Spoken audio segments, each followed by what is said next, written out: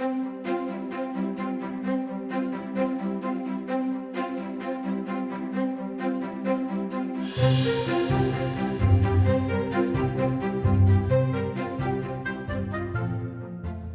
United States economy expanded mightily in the years after the Civil War.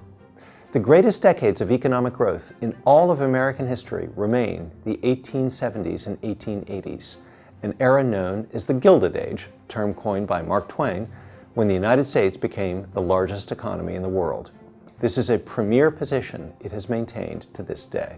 Critics of the great businesses of this epic era contend that wealthy industrialists were greedy robber barons who manipulated markets, safeguarded monopolies, and mistreated their workers.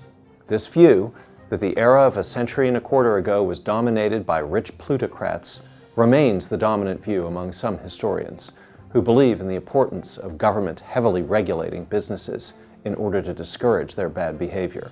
However, there is also evidence that lends credence to a different view, that competition between businesses was intense in this period, and workers saw their standard of living rise substantially.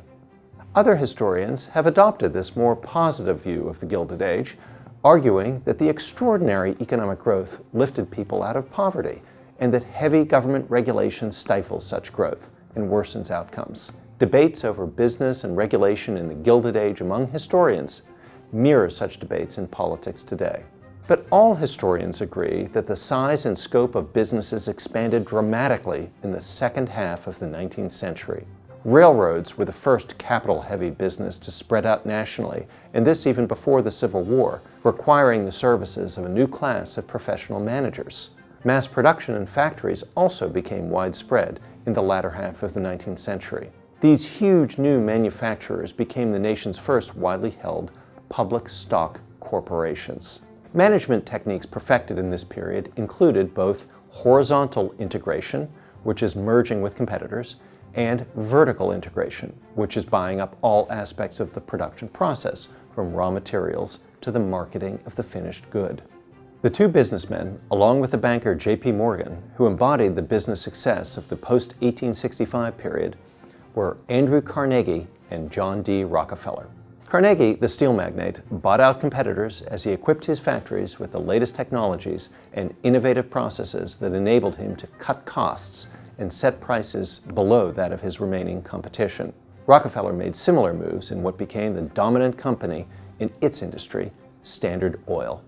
After the Civil War era inflation died out in the 1860s, prices gently fell by about 1% per year until the 1890s.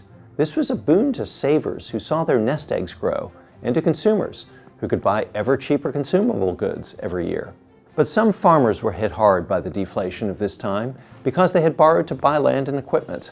However, the engineering revolution of this period also led to enormous leaps in farm productivity, enabling many workers to leave the farm and seek out better opportunities in urban areas. Small businesses also prospered in this era. The typical large-scale business of this period did not have the ability to market to all niches. Therefore, small businesses filled the gap. For example, small steel companies in Pittsburgh, Pennsylvania manufactured nails, nuts and bolts, barbed wire, and other items that Carnegie Steel in the same town did not make.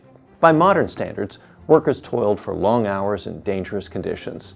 For example, the average steel factory worker worked 72 hours a week. However, the standard of living and disposable income of these working families also increased. This was especially true of new factory workers, such as immigrants and former farm laborers. A farm laborer in that era worked extremely long, difficult hours while being exposed to the elements at low pay. So for many, factory work seemed like a great opportunity by comparison. Unskilled workers saw their wages increase 44% from the Civil War all the way until World War I, and skilled workers, those who knew a craft such as carpentry, plumbing, steel rolling, or even how to work with new electricity, did even better. This era is also remarkable for the millions of immigrants who came to the United States, particularly from Eastern and Southern Europe. They came in such huge numbers because of the increasing opportunity that the United States offered in this profound era of economic growth and industrialization.